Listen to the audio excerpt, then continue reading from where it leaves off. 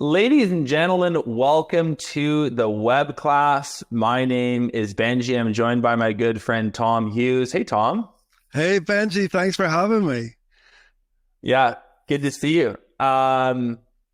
We are Breakthrough Academy, and Tom is representing Gemba Docs who put on this session together. We're really excited to do it.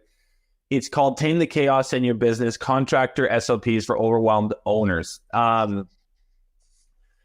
The reason that we're doing this session is this whole topic of standard operating procedures, particularly in the context of construction, trades, and home service businesses, is becoming increasingly needed.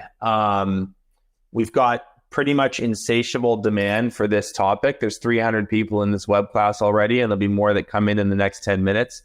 People want to know about this. And I'm really lucky to host a podcast called Contractor Evolution and bring guests on and talk to experts.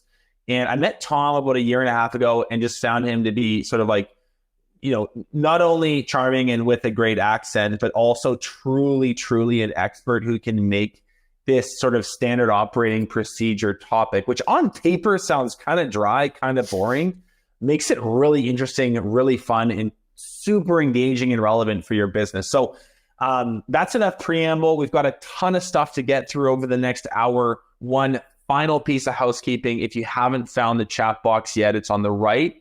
Find it, say hi to us, let us know what kind of business you run and where you operate. So Cody, Larry, Lewis, Jason, Lisa, Zach, Matt, David, good to see you all. We're going to be doing Q&A like throughout the session. So if you have questions, put them in the chat box. If it's a very quick, easy to answer question, we might address it then. If it's not, what we'll do is store it off to the side and we will address it at the very end of this. So in 60 minutes, we'll circle back. We'll have a bit of a queue of questions that have piled up throughout the session and we'll get to those then. So when we do any kind of web class, when Breakthrough Academy puts on a session like this, we are really passionate about systemizing contracting businesses for growth. We've got a whole bunch of clients inside the program, but we do these for free for a public audience. And we like to give free stuff away. Like when you leave a really good birthday party as a kid, you go home with a little goodie bag. There's like a comic book, there's some candy, maybe some stickers, whatever. This is your goodie bag for coming to this session. We're going to send you home with Tom's book, which he's going to talk about in a second. We're going to send you home with our training checklist, S.O.P template, a whole bunch of easy kind of paint by numbers guides and resources that make implementation very easy. I've always kind of said it's not hard to like put together a few slides and sound smart on a webinar. It's the implementation that, as you all know, it's very challenging. And so we want to make that easy by giving you some stuff that's going to save you hours and hours. So let's get into Tom. Tom, you've been sitting here patiently. Welcome. Tell us a bit about you. Tell us about Gemba Docs, your books, Lumen Electrics. Give us the quick Tom Hughes story. I'll give you the quick one, Benji. So here we go. Yeah, I'm Tom Hughes. I'm based in Ireland. I'm the founder of Gemba Docs. I wrote this book, Improvement Starts With I. You see a few of the language versions in the background here. It's a book about creating a lean culture, and it's been translated into 4 languages by volunteers already. I wrote the book because I've got a lot of experience of organizational change. I have 10 years in automotive, where standard work, or you could argue SOPs come from. So I have 10 years hands-on doing that and understanding that most of this is about people, folks. And that's why it's interesting, and that's why I get excited. It's a dry subject superficially, but it's a really interesting subject when you dive into it. So these days, I'm a partner at Lumen Electronics. That's where Gemba Docs was born. We created it because we couldn't find a way to easily document our physical processes. We were doing it in the traditional way, and it was just not working. So these days, I've helped either directly or indirectly more than 300 companies make SOPs a foundational part of their business. And so that's why I'm here. And I recently wrote this book, last year, 2023. Great Processes. It's in your goodie pack. And you'll get the PDF, but it's a half-hour book about how you do SOPs. And we're going to talk about some of it today. So there's a reason that I really gravitate towards this like manufacturing and more specifically lean manufacturing background that Tom has for this type of topic, which is I think on some level, we all in our businesses, whether we're building homes or we're doing landscapes or we're cleaning windows, even there's a desire for things to run like a factory. I just wish it was sort of like, like we could sort of, it was an assembly line, whatever it is we're building. I wish it just functioned with inputs and stations and consistency. And we took raw ingredients and we put out these finished products, whatever they may be, in a very uniform fashion. As you guys all know, when you're dealing with physical reality, you're dealing with weather, you're dealing with clients, you're dealing with trade partners, you're dealing with supply chains. It's very, very rarely does it feel like a factory. But that's the goal. That's the ideal. And so we want to, as much as possible, move the needle in that direction. It's never, we're not seeking perfection, but if we can kind of isolate a nice, an ideal, a dream state that we'd like our business to move towards, I really think manufacturing provides a good visual, a good parallel for that. I'm Benji. I host the Contract Revolution podcast. I am sort of I guess you would call the director of content or the content lead for all things Breakthrough Academy. I've done this for the last 6 or 7 years. We make what I think is really good quality free content for contractors to learn how to grow their businesses. So I'll leave it at that. Let's keep moving, guys. The purpose and outcomes for today, they're pretty simple. We want to teach you how to identify, build, and implement standard operating procedures. The standard operating procedures your business needs. The outcomes would be that you have the confidence to begin creating SOPs, and then you leave with the templates and resources and frameworks and processes to actually do this in a pretty methodical, step-by-step fashion. Because if you're really struggling with this, it can feel somewhat overwhelming. The agenda for today, we're going to go through S.O.P Red Flags. How do you know if you need SOPs? Are there symptoms that your business is showing you? If you have a cough and a sore throat, there's a good chance you have a cold. If your business has these symptoms, there's a good chance it's suffering from a lack of SOPs. We're going to go through red flags just to kind of anchor the conversation.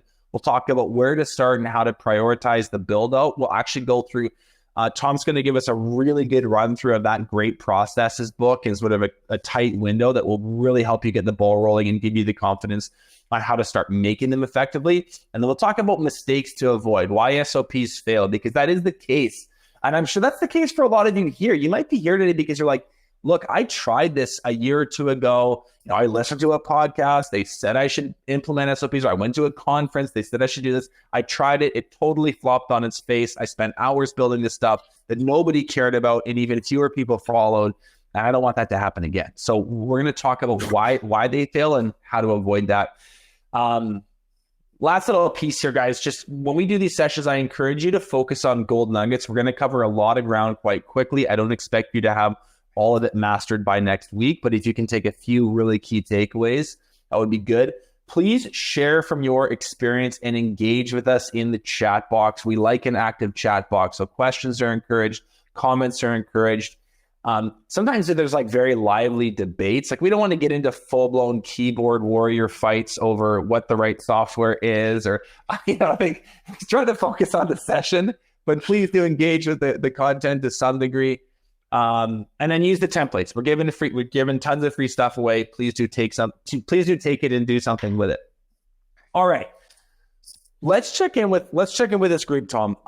Let me hear from the 382 of you that are here now.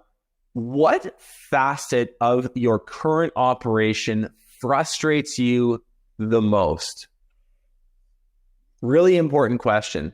And I know you should have had a ban on this before we started. we should have gotten some action on this for sure. There's gonna be some stuff about millennials and young people suck. There's gonna be some stuff about customers, and then there's gonna be a lot of people who say, like Monica, everything. Yeah. Okay. So you got to pick one. That's the challenge. Wow, that's a bit of a busy chat. Somebody said old people. I didn't. What do you have against old people? That's ageist, whoever said that. Okay, I'm going to try to read these. They're coming in fast and furious. Competition, transferring what happens in the field to what gets communicated, having to put out fires, customer relations, lack of systems, consistency with implementation, finding good people to work for us, unable to find anyone who we can rely on, crew not following process consistently, job tracking, employees and subcontractors, human resources, job tracking again, cheap customers, blaming technology, lack of planning and systemization. All right. Yeah. All right. So safe to say there's some suffering in here, Tom. Mm-hmm. Yeah, I feel the pain. Whatever it was that you put on that list, here's how we do this. One, we think it's funny and we love an active chat box. But two, I want you to keep that thing that's really bothering you really front of mind today, because that is probably going to be the SOP that you start with. We'll talk about a little bit, a slightly more systematic approach to prioritization later, but I want you to hold that problem really front of mind, because there is an SOP for that. I love that one. Show how to use the new software to old people. That's a great one. Totally. Push the big green button. Input the time here. It's not always that easy. So guys, let's talk about SOP red flags, right? This is like, I was making the analogy of like a cold. It's like, hey, sometimes you go to WebMD and you look something up. You're like, hey, I have a headache. And then it's like, you're going to die. Everyone knows that experience on WebMD. When it comes to SOPs, I'm going to lay out some really common symptoms that would help you diagnose an SOP problem in your business. So the first is you're repeating yourself constantly. We put this meme on our Instagram the other day and people thought it was funny, so we put it here too. Local contractor buried alive in avalanche of dumb phone calls. I'm sure that some of you feel that.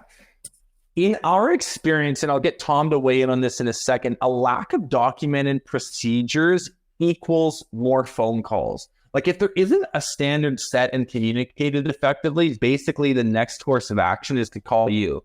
And then once you become the problem solver, the answer giver, right, that reinforces into the team and it just becomes basically an avalanche of phone calls. So it's not uncommon for people to look at their call log at the end of a week, and there will be hundreds of inbound phone calls, many of them from their own team, usually answering dumb questions. Okay, so if that feels like you, that's a big symptom. The other one I'll say is just, I like this word sloppy. If things feel sloppy, usually a good sign that SOPs are missing. Tom, what would you add to that?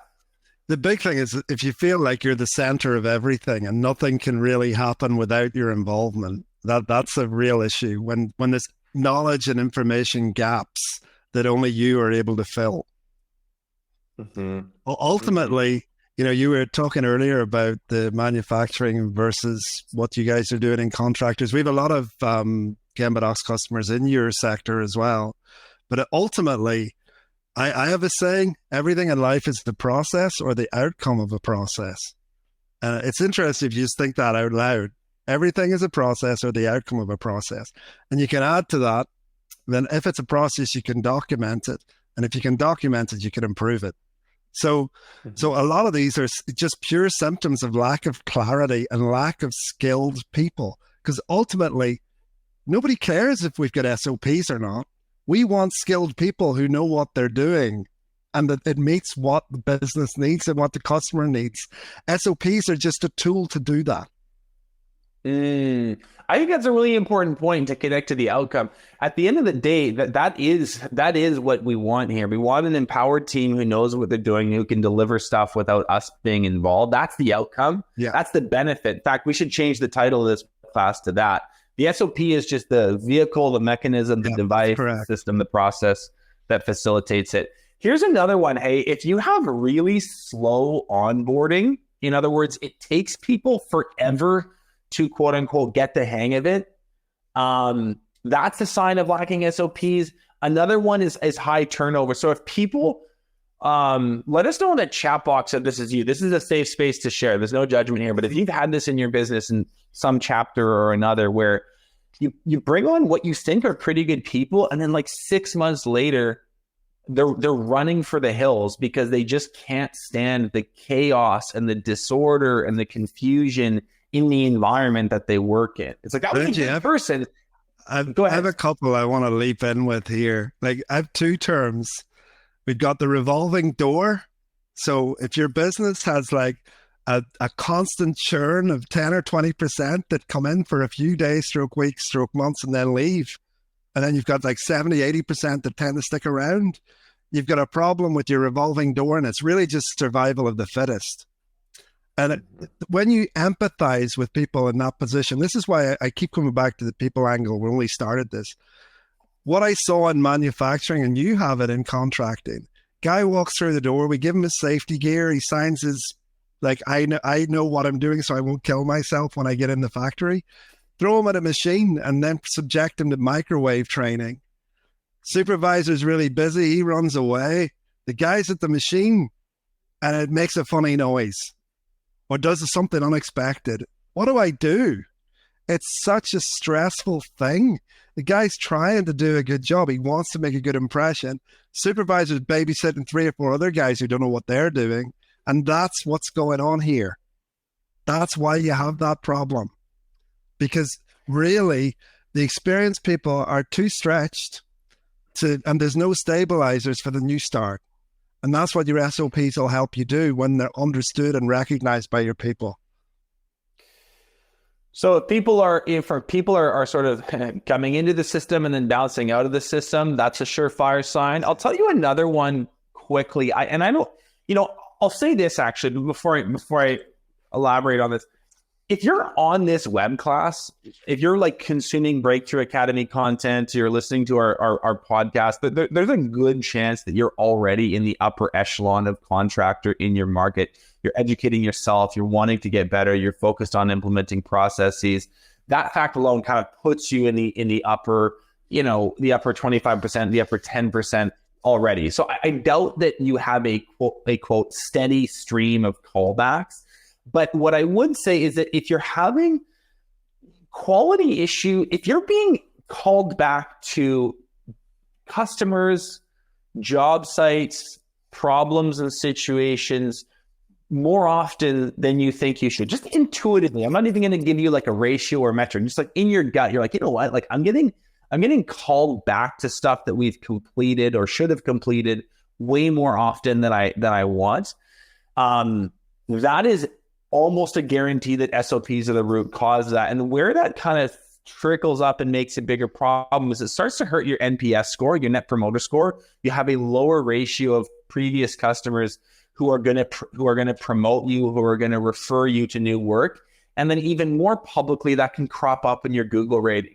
So yeah, you've got some 5 stars and some 4 stars, and that's great. But man, you know what? We've got a few 1 stars starting to pile up here. We've got a few people writing novels about how terrible their experience was, or the failure of the paint job that we did, or the build that we did. And man, this is actually now following our digital footprint around online. So quality issues, another surefire sign. Anything you'd add to that, Tom?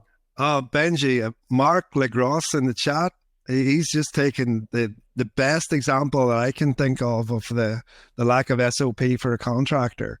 It's like, how is the job site left when you leave? So is that consistently? Is your standard known? What do you do with the rubbish that was created while you were doing the job? Is it left there? Do you take it away? Does the customer know what's going to happen? Like, that's a perfect SOP example in your world. And if they close out, this is how we lead. Exactly. It's funny you mentioned that. Actually, I had a guest on a podcast named Brian Cascavales, and he runs the Wealthy Contractor podcast. Some people in the audience would know him. He's great. He was telling me that they did some surveys on customers. The number one, or it was one of the top 3 complaints, is how the job site is left, like from day to day. Like if you're on a multi-day project, it's like how it's left in the evening. Number one reason people don't refer you or they complain on Google. So anyway, quality issues, and I'll finish with this one because we got to keep moving. Inability to scale. If your business feels stuck or plateaued in a certain spot, you have limited production capacity because you feel you need to, quote unquote, be there all the time. right? Think of what we discovered. You're repeating yourself all the time. You're always training new people because nobody stays, and then you're always running back to customers' houses. There's like zero time left over for business development, for strategy, for culture building, all this higher level ownership level stuff. I would consider CEO level stuff that you want to do, you need to do. Your business wants you to do it. You're not doing it. And so your business isn't scaling because of all of these reasons. So those would be some red flags, some symptoms. If any of those resonate, you're in the right spot. I'll just show this really quick. There's a little micro case study on Blaze. He's a former Breakthrough Academy member. You can see his growth, his massive. He runs a really big renovations business in Victoria. For the renovators here, you guys know this is one of the trickiest businesses in this whole umbrella. The entire blue collar business vertical, renovations, is one of the hardest. He says every SOP exists because something went wrong in the past and we lost a lot of money. We didn't even talk about how expensive the lack of these are, but it's pretty pricey. Quick check-in, guys. For those of you here, we're going to do a little report card. Okay. So again, safe space, no judgment. I want you to give yourself a score out of 10. Okay. A 10, A+, right? All processes are documented, they're visible, and they're on the site. It's sensei level. That's what we would call it. Okay. That's a 10. I think that's why I'm looking at the emoji there. That's what that is. It's a sensei emoji with a Fu Manchu. I was very confused when I was prepping this. I was like, what is this thing here? Thank you for that, Aaron, who helped me build the deck. Okay. So if you're at sensei level, you're at 10. If you do things your own way, I field calls constantly. I reteach things. I'm fighting fires constantly. You're kind of in that like 1 to 4 range. And then there's like this mid range, which is like, we have some processes, some are documented, but if we're honest, they're not really followed, or they're not really complete, or they're not really up to date. Like there's some stuff we've tried, we've given it an honest effort, but if I'm really looking at this, it doesn't pass the sniff test. So let's have a read here. Oh, we got some 2s and 3s. Mike is a 7.24. I love that. If you can put, it's very precise. If you can put like maybe a third decimal point on that, I don't think that's exact enough. Some 5s, some 1s, some 2s. I don't see any 10s. There's a 10. Alvin's an Paul's 8. a 10. Paul Holmes a 10. Christie's a -1. That's fun. That's not even on the chart. All right. Generously a 4. I'm actually kind of, I wish we could take averages, because when we do different topics, we'll often do this little check-in question. Is when we do financials, people will, there's a lot more 10s and a lot more 9s. And we talk about strategic planning, I see a lot more 10s and 9s, but on this one, we've got a weighted average, which is much lower. Danielle, we will do the poll next time. That's smart. In any case, fair to say there's some gaps here, right, guys? So let's talk about how we kind of move the needle on this.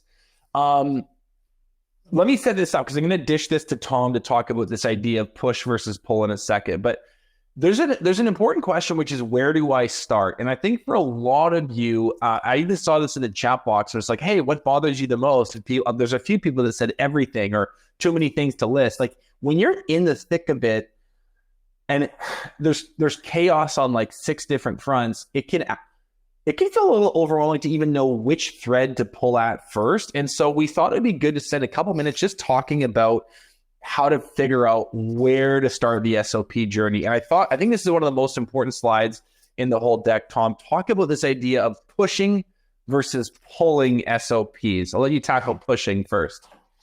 Yeah, you'll hear me from earlier. I said that one of the biggest problems here is people underestimate what they're doing with SOPs. You can have all the SOPs you want if there isn't the culture there to accept them. So that's what we have to do. And people, as we're business owners, we want to just get things done and GSD. I think so.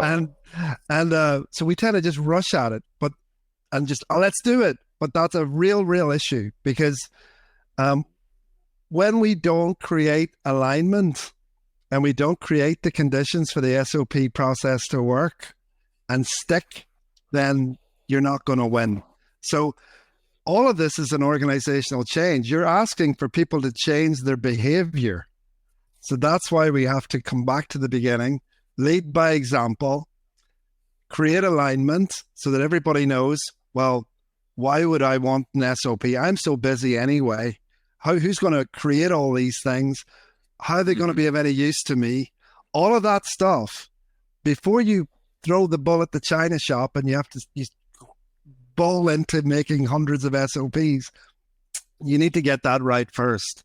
So we're going to talk about that process when we're going through the GREAT process and so on. But this is the most important thing. I think it's an American military expression. You got to slow down to speed up. So for when we are recommending to our clients what to do, we have a process. We're going to get into it now.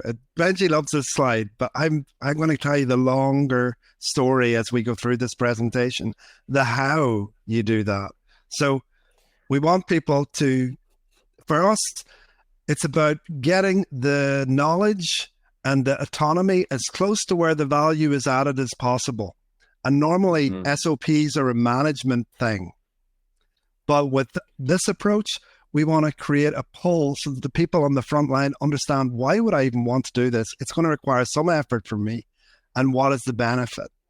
And then make it easy for them to create the SOPs, edit and update, access and use them, make them useful. So we're going to go through that process today. Yeah. The situation you're trying to avoid here is a common one a lot of you would have felt, which is you maybe tried to tackle this. You spent a bunch of hours writing something or putting together a document, and then you rolled it out to your team in a meeting, in a Monday morning meeting or a team huddle or whatever, and you just got blank stares, and it was like there were like crickets in the room. Like absolutely no one cared because it was a top-down attempt.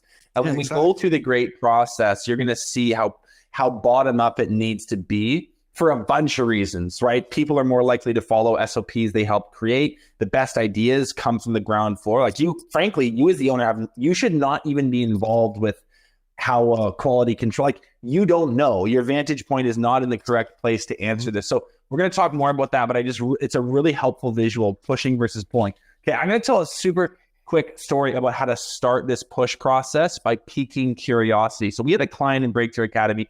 I didn't ask them if I could tell this story, so I won't name them.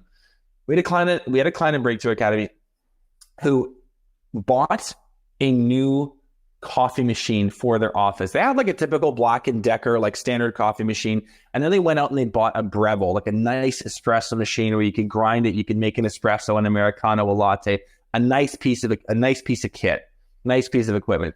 And so they put this thing in the kitchen. And then months later, this owner saw people were still coming in with Starbucks. People were still using the Black & Decker, like the old machine. And they're like, I just spent like $1,200 on this beautiful coffee machine that absolutely nobody is using. And at the same time, he also kind of realized this SOP thing was kind of weighing on him. He realized that there was a bunch of stuff that needed to be SOP'd in this business. So what he did is he built a really simple SOP with a few steps, a few pictures. He taped it to the side of the machine or on the backsplash or on the cupboard or whatever. And he used this as kind of like a springboard to launch into SOP building culturally. So what he did, and this is, maybe it's not a coffee machine for your business, but what I would encourage you to do is to solve a visible problem, solve a highly annoying problem, and solve a problem the whole team interacts with. And that will begin to kind of show the culture, show your building, show your people, hey, this is why life is easier with SOPs in places. And this is why you should roll up your sleeves and get involved with the creation, the rollout, the holding tension to them, etc. So I like that story. I like this little picture of the really mad contractor and now the happy contractor. Just remember the idea. How can you pique curiosity around SOPs instead of ramming them down your team's throat? Very important distinction. So Tom, when we talk about starting with your biggest problems, what would you say, like, how would you coach someone on this call today to maybe start with the right thing first? Mm-hmm. So after you've done the the piquing curiosity and getting people interested. In the manufacturing world, we often encourage people to start in the bathroom. So we have this saying, lean starts in the bathroom. So you can create a process for how we do that, where the materials are, that everybody can do it the same way. So it's a little bit like your job site finishing situation. So that way you can get everybody involved. They get to see a benefit, preferably doing it as a team. But when we start to get serious, and I go through that process, all in Greek process is about the sort of timeline for this. Once you've got some alignment with people, I would encourage people, this is a half-hour read, a half-hour free listen. There are QR codes in the book to get a free app to listen to it. And we encourage whole teams to listen to it. Half an hour of your time to get everybody on the same page. After you've got that bit sorted, and we'll get into more details about that later, now we get to planning things out a bit. We don't want to get overboard with this. Where are our biggest problems? Where can we work together to make the biggest improvements in our processes that SOPs are going to bring us some benefit? So for me in my own business, this was like the safety critical stuff that if we get it wrong, somebody's going to die. And that's not exaggerating. So we want to, that's at the top end of SOP, totally mandatory. Everybody has to follow it. It's safety, quality, or customer experience critical. So start. The most important thing after you've got your team somewhat aligned on this is to just get started. Yeah. In other words, don't overthink it. Exactly. In other words, don't overthink it. You could sit there for a year debating, do I start with production issues or do I begin with admin? Well, but actually my financial tracking is shot. So maybe I should start with some bookkeeping processes. I think what I'm hearing you say, and put a finer point on this if there is one, but like and eventually you're gonna get to all of it. So don't sit there for 6 months like, oh, should it be this? Should it? Just pick one that annoys you. Exactly. And you know, another very important thing is that somebody in your team will want to do this. You'll have an early adopter in your team. So work with him. Don't try to force that person who hasn't quite got it yet. Let's get an area in the business that's getting a benefit from this. And then other people will see it and you'll get that pull happening. So hopefully you get that, Benji. Totally. You have this analogy, okay, of light bulbs, bananas, and traffic lights. Let's hit our little cartoon pictures here quick, and then I want to get to how to build SOPs, so we'll keep moving. But just 3 types of processes laid out for us in a minute or two. Yeah, really quick. So that's what I wrote about in the book. The book is there to reach everybody. So I wrote it, parts of it's full of memes. It's there to communicate to the everyman, because often the people that are on the machine or on the lawnmower didn't have a great time at school. So we want to make it easy for people to relate. The 3 processes are light bulbs. And this is, well, a light bulb process. If I want to turn on the light bulb, it doesn't matter whether I use my left hand, my forehead, my elbow. It's the outcome's going to be the same every time. We don't need an SOP for everything. There's lots of parts of your business that already work without any SOPs. We don't need them everywhere. Next one is the banana. So I learned off a Mexican friend of mine. I've always peeled a banana like this my whole life. And you see there, they all get messy. This one's what are you doing? Thank God. So this is the banana. I always peel it like that. But my Mexican buddy was telling me it's way easier if you peel it like this. So that's a banana process. Get it? So I think there are some people whose minds, whose jaws are on the floor right now, whose minds are just absolutely blown. In the audio version of the book, I go, the Irish guys lost it. But that's the banana process, right? So businesses are full of them. These are medium complexity processes. We all kind of know how to do it, and the outcome isn't mega critical, but there is an optimum way. And if we all knew about it, we'd all benefit. So that's the banana process, right? And I just want to add one thing. Yeah. Really important point here. The banana analogy is this. There are multiple ways that you could do it, but there is one that is truly optimal. And and so when you think of processes that fit into the banana category, you need to think, hey, I could do it this way, I could do it that way, but there is one that is truly the best. So let's move on to traffic lights. Those processes in your business are going to look like a banana. In the traffic light process, this is one where it's quality, safety critical, customer experience critical, cost critical. And this isn't one to make up as you go along. We're going to develop an SOP. It's fully mandatory. It's not like I decide what I want to do at the red light because bad things are going to happen. So that's the three extremes. Things that don't need an SOP, things that would benefit from an SOP, and things that we really, really need an SOP for, or bad stuff's going to happen. Okay, so that's the three types of processes. And finally, in your business, you want the evolution of your processes to be from right to left. So you want to make things more and more like a light bulb process that anybody could do it without a high degree of training and an SOP. That's what you're aiming for in your business. Nobody wants these SOPs. We just want great processes that everybody knows how to do, right? Totally. Over time, that's where things are evolving towards simplicity. But that does take reps. That does take time. So really quick homage, really quick shout out to our friend Paul Akers. We just kind of sometimes pack these webinar decks with sort of supplementary reading or other books that we think are good. So I read 2 Second Lean. I had Paul on the show 2 years ago, and then he messages me a month later, says, you really got to meet my friend Tom. And that's how we got connected. What would you say about 2 Second Lean or Paul's body of work for our audience, just as a sort of something to read or educate themselves further on? Mm-hmm. I think Paul did a great job of simplifying lean, which is usually a super complicated, dry subject, and making it fun and easy to relate to. I will say, Paul's a really good friend of mine.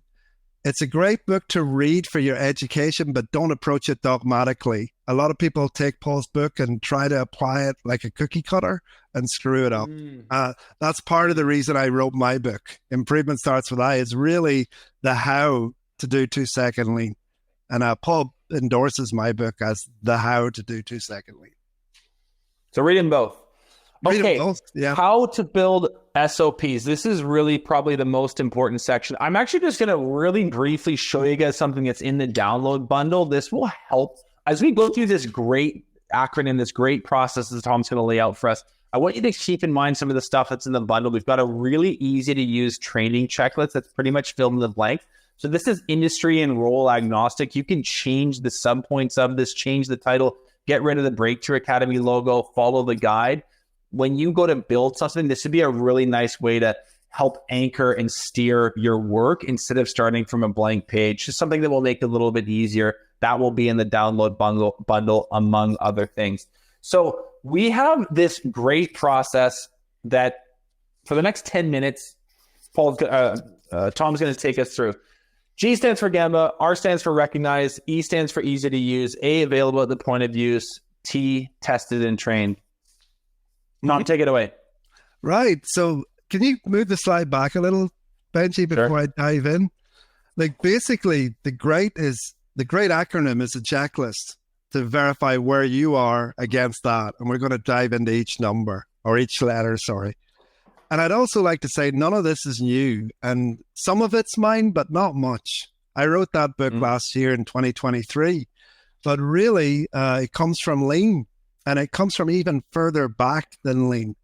I'm talking to a largely North American audience. You guys pre-Second World War had an initiative by the US government called Training Within Industry. And the objective of the initiative was to train 500,000 people within less than 6 months to learn how to build ships. And the concepts that are in here are coming from that origin. And Training Within Industry is very much alive as a people development tool, which is what we're talking about here. And it's very much alive. Thousands and thousands of companies all over the world are using it. So let's dive in now. G is for Gemba. Gemba, the translation that Benji chose is actual place, can be workplace, can actually be scene of the crime, is that the Japanese use. But for another final definition I prefer the best, it's the place where the value is added. So within your business, if you pull the bullets down, Benji, so that'll be the job site, could be in your shop, could be in the truck, with the customer. Even within your office spaces, that's where your Gemba is. So The most important thing with SOPs is that your SOPs are done at the Gemba, preferably by, or at the very least with the people who are adding the value. And that is why is that so important, Tom? Sorry, I didn't mean to interrupt. Why is that so important? And what happens if you don't? For example, if you're trying to create an SOP for the job site and you're doing it in the office an hour away, why is that what happens when you try that approach? Flick to the next slide for a sec. The meme explains it. Read the meme. Okay, so for those of you listening, if you're listening to this as an audio format later, it's a picture of Michael Scott, and it says, when someone with no idea how to do your job tries to tell you how to do your job. Yeah. Really, that's why the Gemba people need to do the SOPs, or they need to be heavily involved. You need to have the people who know that you're never going to know more than them. And so you need to involve them in the process. If they create them, they own them. If you create them, you own them. And that's why this is so important. And that's why we called our software Gemba Docs, because up to that point, there wasn't an easy way in the world that we knew about anyway. I still don't, where you can just get your mobile phone out, take a picture, grab some text, step by step till you're done on the Gemba, wherever you are, and you can also access them. So Gemba is the most important thing. I'll give you building on this. The further away from the Gemba the SOPs are done, the worse the SOPs will be. Mm-hmm. Let that sink in. That's why the no desk, unless the Gemba's at your desk, don't do them at your desk, right? So that's where we're coming from. Hopefully I've got that point heavily across. The recognize, you nailed it. What's the point in having them if the people doing the job don't recognize them? So a big part of that is to involve them fully in the creation process. So you also want to have subject matter experts. So especially for your more technical, more dangerous processes, it's not purely just for your people on the Gemba. Maybe you're the owner and you do know more than them. Well, you need to be involved and have input into those processes as appropriate. So what you'll find when you do this, by the way, it's a side effect. If you get 3 or 4 people who know that job well and all have slightly different ways of doing it, you're going to get a best of process, I call it. So everybody, I didn't know you did it like that. Oh, I never know that. That's a new way for me. And you'll collectively come up. It's so common for Gemba Docs customers that just the process of creating the SOP is a massive improvement exercise just by itself, because people realize, oh, I don't need to do that. There's a step I can eliminate just by creating the SOP. So these 2 points, really you can say the G and the R are 2 things. You do them at the Gemba, and you do them with, or preferably by, the people adding the value. That's so important. The 2 most important things I can give you out of the great. Easy to use and follow. Like, I don't know about you guys, but the vast majority of the people on this chat have walls of text as their SOPs, I would say. Yes. And we had it in my business too. The only person who really understood the damn things was the person who wrote them. And the only person who cared about them was the person who wrote them, and he didn't need to know. So you need to make them easy to use and follow. So our software does this perfectly. So easy to use. Take a photo. You can do a 30-second video for a step. Lay the steps out in order. Literally anybody can do it. I had, I don't know if I'm allowed to, I'm not going to say the name. I wish I could. A very large oil company in the US. It's our biggest corporate, Fortune 500. Probably. There's only about 10 of them, so I'm sure people can guess. There's not. Well, anyway, they are deploying this in the field for them at their service out in the oil fields. And there's like really old guys, don't like technology, and they were able to hand them the Gemba Docs app, and they were just able to create right away. It's so simple and easy. But this is so important. They need to be easy to use, easy to follow. You can't say easy to create as well. There we go. Next. I would let me just say one thing too. Gemba Docs is a phenomenal solution to this problem. But overarchingly, even if you're not a user of that and you're trying to communicate with your team effectively about anything, right? I really am bullish on this, that we are in a world of photo and video, and you can comment about people's attention spans and, oh, people don't read anymore, and all that's true. It makes me sad also. But listen, the ability, a picture says 1,000 words, a video says a billion words. So I would go, my advice on this is whatever system you're using, go multimedia. Yeah. I think I'll say this on the next slide, but nobody reads 60-page manuals anymore. Yeah. Anyway, hit the 8 point for us, Tom. Yeah, available at point of use. And Benji, you found this graphic. It's better than any I've seen so far. So this is the typical situation. In my honest 30 years of business experience, the SOPs are generally in some folder somewhere, miles away from the Gemba. In your case, I'd say in the contractor world, that's not an exaggeration. So the answer needs to be where the question is. And again, this is where the technology is useful, because you can access all these SOPs on your mobile phone. It's as simple as that. We also have QR codes that people can put on equipment and just scan a QR code and now know how to mix the fuel or do the maintenance for piece of kit X. So that's, if they aren't available at point of use, what use are they? So yeah, there we go. The two most common places would be they would be under the front seat or the back seat of a work truck is where it sits, or it's on a shelf in the office. Either way, like you can see, it's collecting dust and not getting interacted with on any level. And complete waste of time. That's a little example of what they look like when you're swiping through them in the app. Yeah, that's the way we recommend to our customers. Next is trained and tested. So this, I love this meme. This is another one from the book. Like, yeah, I did an SOP for how to dry the baby, but like nobody tested it. So the baby's in the tumble dryer. So no, somebody who knows what they're doing, especially for your important processes, they need to be validated by your best people. And then when you've got that, use the SOPs that are available at point of use to train and support new starts and upskilling of your existing staff. It's particularly important for your new starts. So the supervisor's got a limited span of control that he's able to look after. He's a busy man. You need him to be productive. And if you're stuck, there's the SOP. Just refer to it. If you really need me, come and get me. That's what they're for. And then the other part with the Gemba docs is it's just so easy to update them.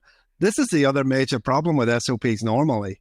They just get out of date so quickly. Typically, there's one person in the whole organization who's the SOP guy. I've been that guy. I know this pain. They're so busy trying to roll out SOPs everywhere. Then somebody goes, this has changed. It's not right. He doesn't get to it. They become obsolete. Nobody trusts them. You end up with wallpaper. It's all nonsense. It was a waste of time. So there you go.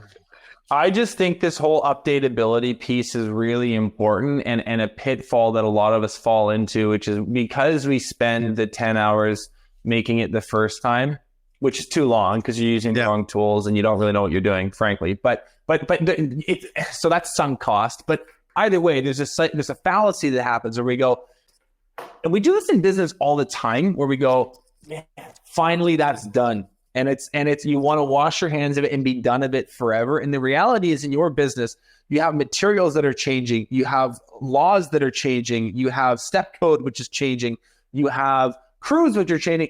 Your entire business is in a constant state of change, and so having something be updated on a regular cycle is super, super important.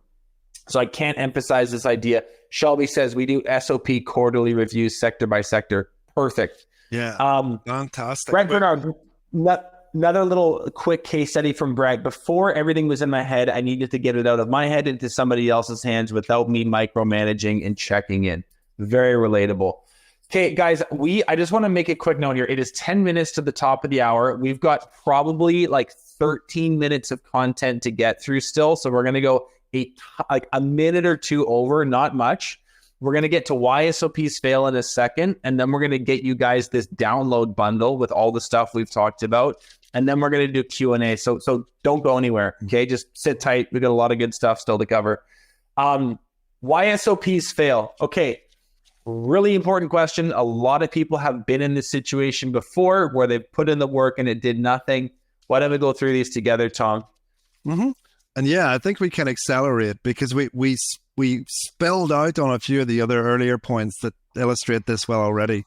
Abdicating ownership, really it's about this whole not being led from the top, not creating pull, and not applying great. So all of that's about ownership. Did you do them in the Gamba? Did you involve the people? Ownership split between the management and the people doing the work. The worst of all, by the way, is getting an intern in. Don't get an intern in. That is the worst thing you can do. That's even worse. Oh my God, that is just kiss of death. Don't bother. So this is what happens typically if you're a busy contractor. You think that this is, we tell ourselves stories about stuff like this all the time. I don't have time for that. And you'll hire someone from outside the business to build SOPs for you. Forget it. It's not going to happen. Or you'll bring in someone relatively junior, and because they're good at Excel and they don't make spelling mistakes, you're like, wow, this person's perfect to do this.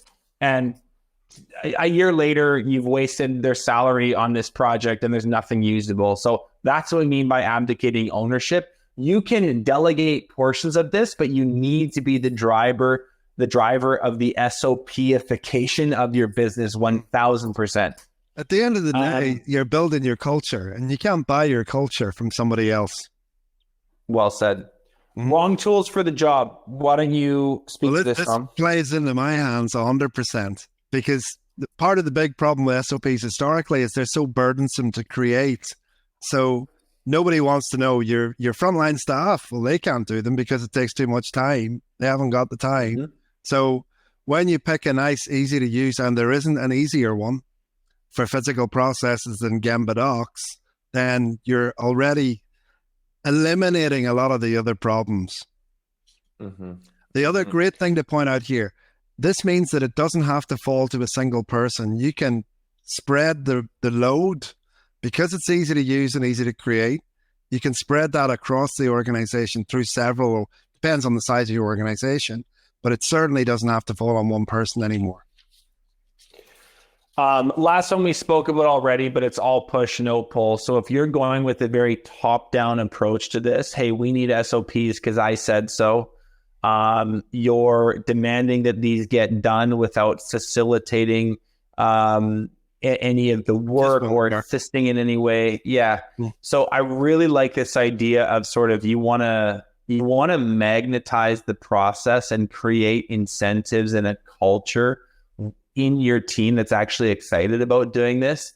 I mean, I've heard of businesses creating really simple little, even small little financial bonuses for SOPs that get built, or gamifying it in some way in their business. Make this fun and make this something that people are excited to do with you. Because like Tom said, if you're the one making them, they're just not going to be very good. You don't know as much as you think you do about your own business. The worst that pull factor. There is the worst form of push, by the way, that we didn't talk about. If you want to have SOPs to be a stick to beat your people with, you screwed up because you didn't follow the SOP. If that's the spirit in which you're doing SOPs, you are going to fail. Your people aren't stupid. They're going to see that coming. Nobody's going to want to know. You're just going to resist it and make it go away. So don't do that. Okay. Guys, really quick check-in. What was your biggest takeaway from today? John's mad at us she said we should have started earlier. He has to leave and he's upset about it. Sorry, John. If anyone else can stick around, please stick around. Let us know in the chat. You can contact me via the website if they need to. Replays will be available, whatever. Guys, let us know in the chat box, what was your biggest takeaway from the last 54 minutes? Like, what is one thing that you're going to take and do something with? I'm going to read a few of these. Brad, get the people who need the SOP to make the SOP awareness of Gamba docs. Don't beat them with it. How to peel a banana. How to peel a banana. Why I fail. Why I fail. Bottom up. Get rid of the notebooks. What's a good example? Okay, everyone's got something. Let's keep moving. Tom, quick pitch on Gamba docs. I'm going to do a very quick pitch on BTA, and then we're going to get to Great, Q&A. Gamba docs. Go to gambadocs.com. It's the best software for doing this stuff. You can download the app. Download it right now. Search your app store for Gamba docs. Free 30-day trial, and we're going to give you a discount code at the end of the session. Do it now. Yeah. BTA 10X. Oh, there it is. This conversation is really about the evolution of an entrepreneur and you guys moving from grassroots level business owners to enterprise level business owners, right? Grassroots, very fun, but very stressful, bit of a roller coaster ride. And you're on your way to enterprise level where things are controlled, SOPs are in place, financial controls are in place. This is where Breakthrough Academy kind of lives. Like this is all we do is help people get through that growth zone faster. And we've done this like about 1,500 times now with all the members that have come through the program. We've got 600 active members. We have a bunch more in alumni programs who have graduated out. I want to share with you a really interesting idea, which is the idea of like growth phases. If you're on this session, you are likely in one of these phases. You're operator, manager, leader, or strategist. And there's usually different rungs to the ladder that we need to pull ourselves up. And I suspect a lot of you, probably most of you, aren't still in operator mode because you wouldn't be on this web class. You'd be in the field. Although maybe some of you are and you're in the field and you're watching this web class and we're glad you're here too. But probably a lot of you are in this manager or leader level. And the things that you're missing are either a lack of systems to go from manager to leader, or it's a lack of leadership development to go from leader to strategist. So these are like, think of these as like archetypal forms, archetypal levels of your growth. And this is what we help people work through in Breakthrough Academy through the systems that we've built. So, Gembadocs is a software app that helps with building SOPs. Breakthrough Academy is the best coaching and advising platform for blue collar businesses, construction, roofing, painting, landscaping, specialized trades. The list goes on. And what we've developed over the last 9 years is something we call the Contractor growth method, which is basically 6 pieces of infrastructure that any growing business needs that help you get through these growth stages faster, right? Financial controls, so you understand the data in your business. Defined roles, so people know what the hell is expected of them, and that's communicated clearly. Hiring systems, so you can attract the A talent you need. Training and onboarding, which, by the way, that's where today's session really fits into this training and onboarding subsection. But I want to show you the larger curriculum that we teach. We optimize sales and marketing by creating a really good brand and a good marketing engine and a good sales process. And then we help members with goal setting and execution. So they have a vivid vision, they have a 5-year BHAG, they have annual goals, and we very methodically help them execute those goals week in, week out. We post some really cool results.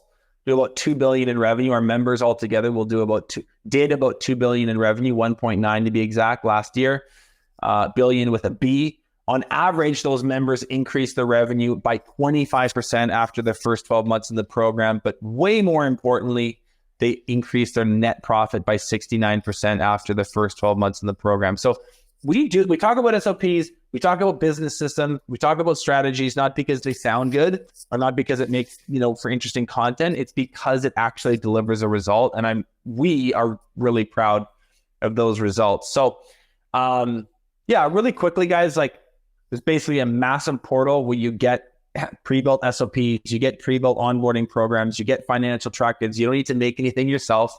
You work with the best coaches in the industry who advise you week in, week out. They track your numbers. Most importantly, they hold you accountable to what you committed to. And you work in a community of 600 other really high-performing members dotted in every major metropolitan center all over North America. So, I'm biased, obviously, but I think this is the absolute best high performance program for contractors who want to grow their business. And so that's who we are. If you kind of fit this criteria, just show it on screen really quick. You own a business that's doing between 1 and 15 million a year. It's really important that you're an owner or on the leadership team. You have been in business for more than 2 years. You want to grow still. You're wanting to build a fully systemized company. You want to develop as a leader. You want to mastermind with high-performing peers. You want to be held accountable, and you want to professionalize your industry more broadly. This is probably a great thing for you to check out. So next steps, really important. See, I got us here right at the 12 mark, and right on time. Try bta.com/SOP. Really important, guys. Let me explain this. You go to this page, and there's actually a little pop-up that'll come up on your screen. Should be there already. Yeah, you press the click here button. We will also put it in the chat. That is going to take you to a landing page. You put in your first name, last name, email, company name, very basic information. At the bottom, there's 2 drop-downs. One that says, I would like to talk to Breakthrough Academy about how they can help my business. So if you're wanting advising, you're wanting community, you're wanting a whole suite of systems, select yes, and we will schedule a call with you and do kind of a discovery call. If you're wanting to learn more about Gemba Docs and this very, very neat software that Tom has made, I've checked it out. I'm a big proponent of it. I think it's super powerful for all the reasons that we just went through. If you want to check out Gemba Docs, you can select yes. And if you want to select both, you can do that. If you want neither, you can do that. But there are options for you guys to connect with either one of our organizations at the bottom of this landing page. So once you get all your information in, select the ones that apply to you. We would love to connect. Like, these web classes are we have a ton of fun doing them, but at the end of the day, it's just us talking into the internet for an hour. We'd love to flip the script. So let us hear from you. Tell us about your business problems. Tell us why you need SOPs or what's broken in your business. You can talk to either Brandon or Paul, one of these fine, strapping young lads on the phone, and we'll book that with you in the next couple of weeks. We'd love to do that. Last 2 things. Contract Revolution is our podcast every Wednesday on every platform. You can check that out wherever you get your podcasts. And then lastly, I'll just mention this again for Tom. BTA 10X is, so there's an affiliate link. This is important. We put this, oh, there it is. We got a pop-up for that too. It says 10% off. So if you want to get the 10% off discount and try Gemba Docs, you can click that. Please go do it. It's an absolute no-brainer. One of the most intuitive and easy to use tools we've seen. And that's why he's here. Okay, enough yammering. Should we do some questions, Tom? Yeah, I'd love to. There's a lot of good questions been in that. Okay. Let's go with this question from Christian DuPont. Tom Hughes, how do you create uniformity and consistency for SOP formatting and layout if the person creating SOPs is different every time and it's not their skill set? Mm-hmm. That's because in our app, it's super simple, because there really only is one way. They're all standard. So all you got to do to create an SOP in Gemba Docs, give it a title, give it a picture or a 30-second video, and some process description text. Repeat that until you're done. So it might be because you're thinking about it like a traditional scope, tools, responsibility. We have people ask that question. You can cope with that within this very standard Gemba Docs system, but the way we do it is keeping it so simple. If your organization wants to have scope, tools, responsibility, you can just use the first 3 steps to do that. Mm-hmm. I would say using something templated, and I don't know if Tommy said this already. I was reading some of the questions. I also don't think there's anything wrong with a little bit of like you doing a final quality control check. It's not like they're going to get out the door and printed and disseminated without you. We have an approval process. We have a formal approval process in Gemba Docs that can be switched on. We recommend it. Generally, it's for people who are in quite highly regulated industries or doing safety critical stuff. So you can have it that the SOP won't actually go live until it's been approved by 1 or 2 people who are designated. That's already built in. Question from David Boss. Sales SOPs are definitely huge for us. I botched that. Let me try again. Question from David. Sales SOPs are definitely a huge focus for us. I'm looking for a great place to start doing that. Mm-hmm. So I'll probably go with this. I like sales stuff. I would start, like, if I'm just thinking about the order of importance. And again, you're going to get them all done. So start somewhere. Don't overthink this. But if there was one thing I would zoom in on that I think is situation critical, it is that multi-step sales process from the moment you get the lead in the door to the moment the deposit check is signed and the job is scheduled.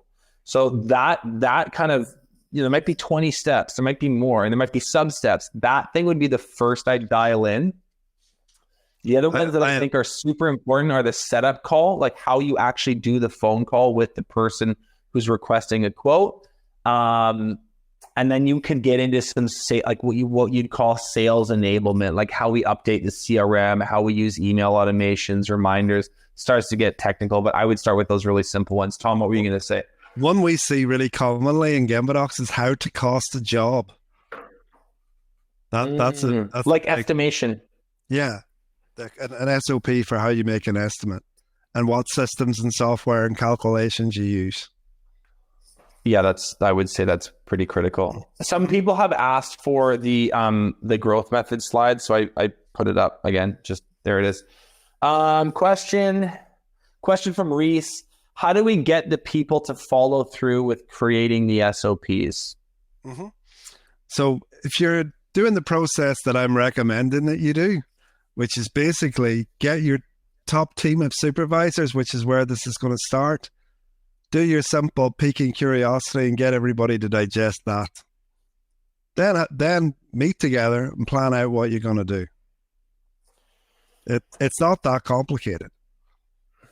Question from Cullen. This is a good one. When you create an SOP, then move to implementation, what is the best frequency of checking in and verifying the success of that implementation? Mm-hmm. I would say, again, it depends. The answer to the best questions, I think, is always, it depends.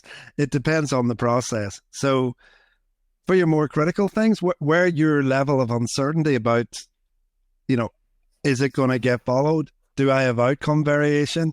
Do I have low-skilled people? And is the process difficult?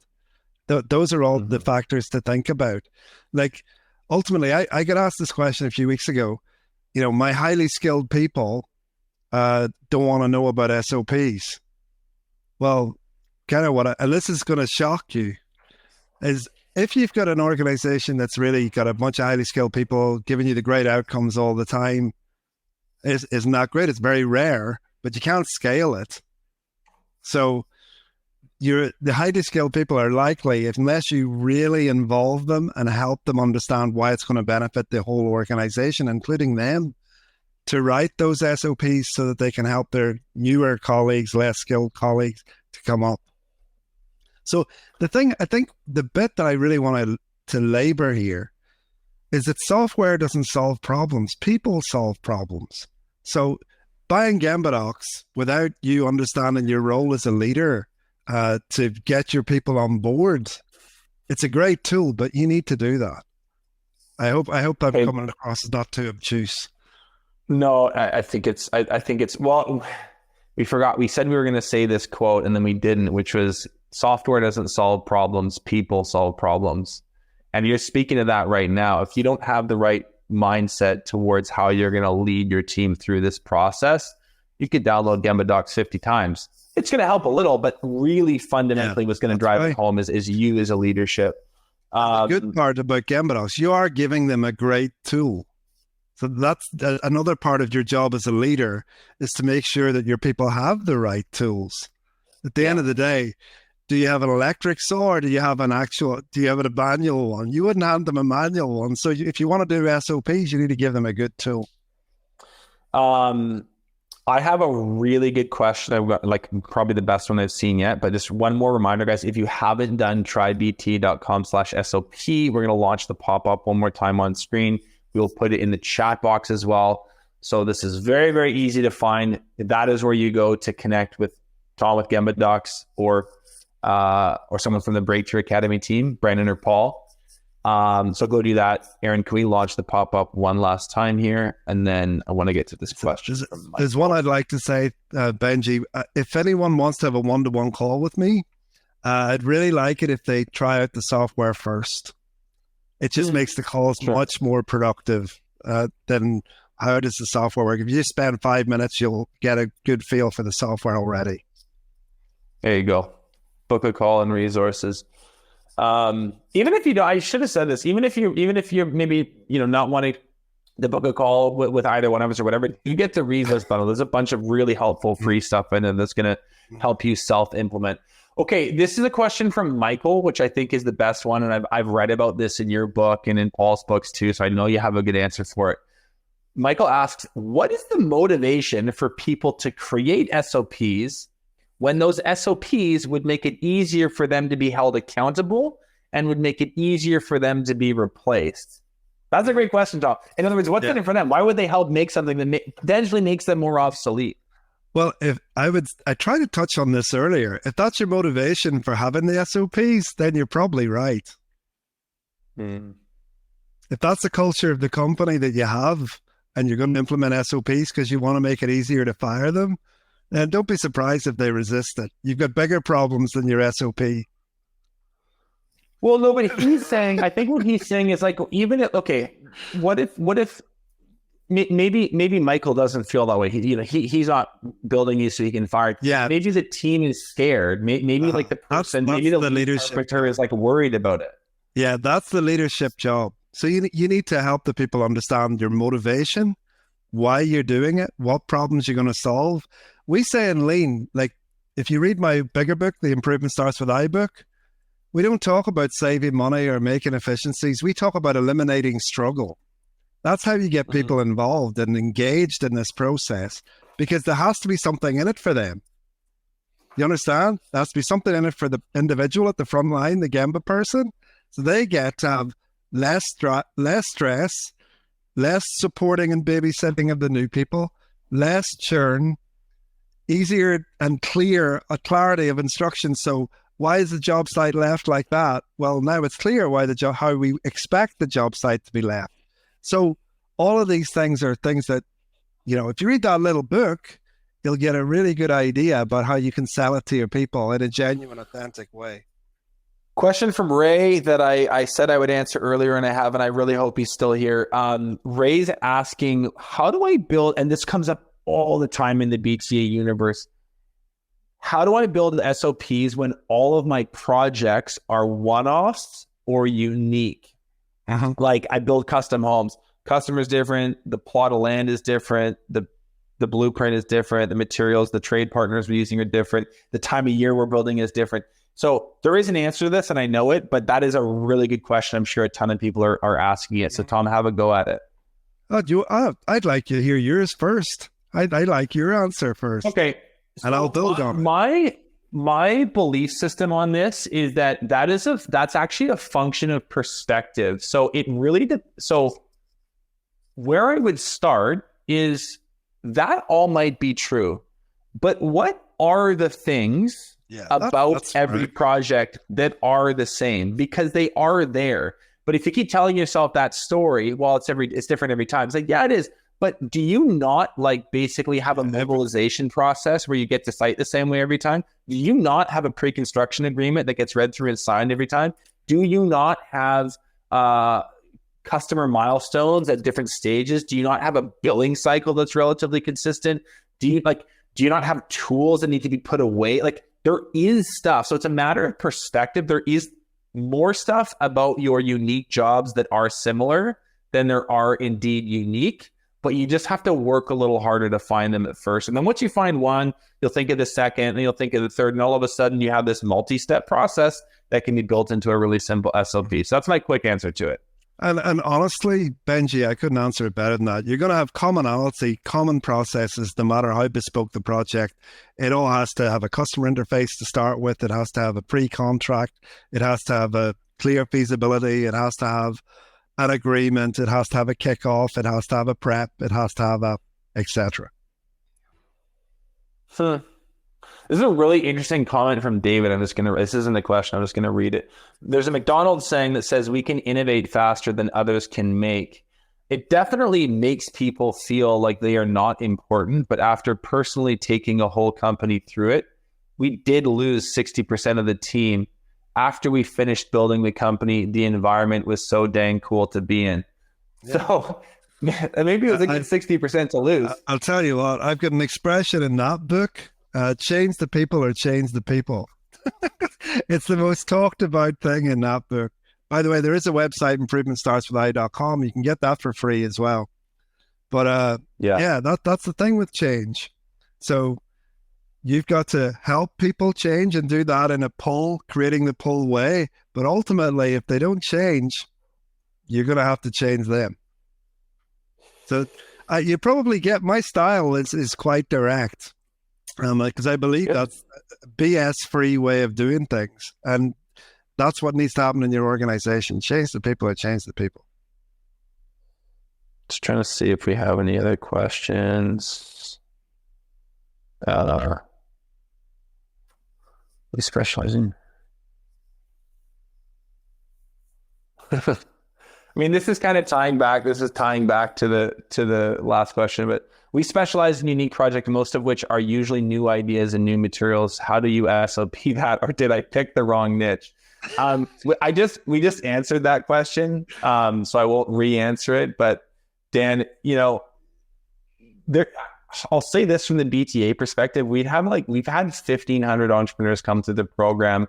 Probably, if you really were to categorize it narrowly, it's probably fitting into 20 different industries. And one of the things that I have learned, and you don't really get this unless you have the aggregate data sort of vantage point that we do, is that there actually are some niches that are better than others. Like some people will say, well, everything's equal and it all evens out in the wash.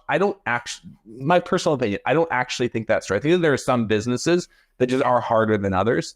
Everyone has their pros and cons or whatever, but if you looked at it objectively, you'd be like, man, drywalling is really freaking hard. I don't think I would want to do that. They're not landscape construction, I think, is at every market. Right. Like landscape construction, doing like $400,000 backyards. That's really hard. Not saying you can't be successful in it, but it's really hard. So to bring this question around, like, I do think that, there's a certain point where you have to pick a lane and do it well, but within that lane, there's sub lanes and there's little ways that you can navigate your business towards. So maybe you picked a quote unquote niche that maybe isn't as optimal from, maybe an investor from Silicon Valley wouldn't buy your business because it's not like optimal on paper or whatever. I get all that. But even within that lane that you've chosen, can you be on this side of the lane or that side of the lane because you work with these types of customers versus those, or this type of construction versus that?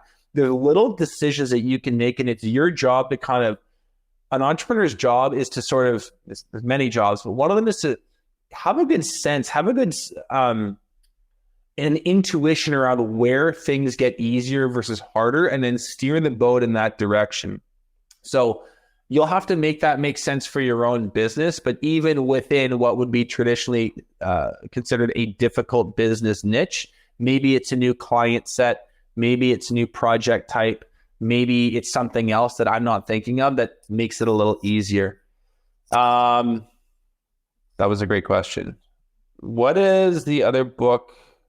Tom, what's the other book that you have behind you? Okay, so it's Improvement Starts With I and then Great Processes. Those are the two. There is a website, improvementstartswithI.com. You can download the PDF and access the audio for free as well. It's all community-based stuff. Cool. I think, where are we at? I think we'll leave it at that. We're at 18 minutes past.